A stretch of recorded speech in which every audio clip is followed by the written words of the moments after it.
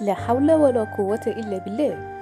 كشفت الأجهزة الأمنية المصرية لغز جريمة قتل مروعة وقعت في محافظة بورسعيد بعد العثور على جثة سيدة أربعينية مقتولة داخل منزلها بطريقة بشعة جدا.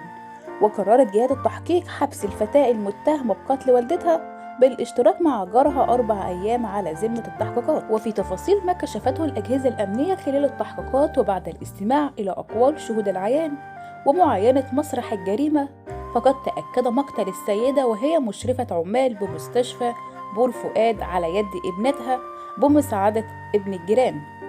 طبعا قصة صعبة جدا جدا إن بنت تقتل والدتها، يعني مفيش حد يتخيل كده خالص.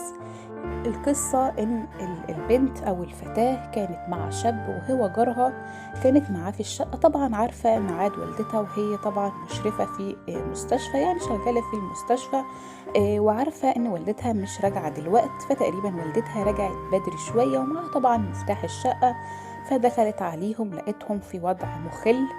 طبعا البنت عشان تداري على جريمتها والشاب نفس الكلام، يقوموا يعملوا ايه؟ يقوموا يمسكوا والدتها ويضربوها ويقتلوها. بس قبل ما يقتلوها هي طلبت منهم حاجة واحدة بس، ان هم يسيبوها ان هي تنطق الشهادة قبل ما تموت. وفعلا سابوها، قامت متشاهدة 3 مرات وقال لها خلصي يلا خليني انفض بنفس اللفظ كده، وقام ضاربها ضربة قضت بحياتها. حسبي الله ونعم الوكيل. الأم طبعا زي ما انتم شايفينها منتقبة، وكانت يعني في أكل عيشها في حالها، الناس كلها بتشهد لها بحسن الخلق، وكانت طيبة جدا.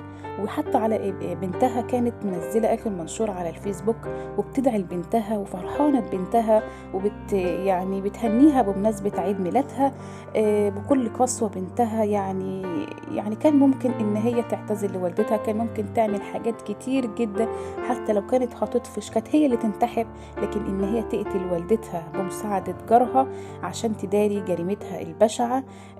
بس ربنا ما بيسيبش حق حد. حسبي الله ونعم الوكيل.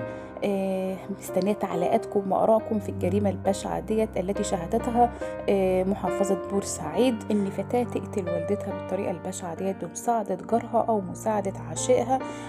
في النهاية برضو كبوا عليها أو صبوا عليها ماء ساخن ليتأكدوا إن هي اتوفت، يعني عذبوها حتى بعد ما ماتت. حسبي الله ونعم الوكيل. مستنية تعليقاتكم.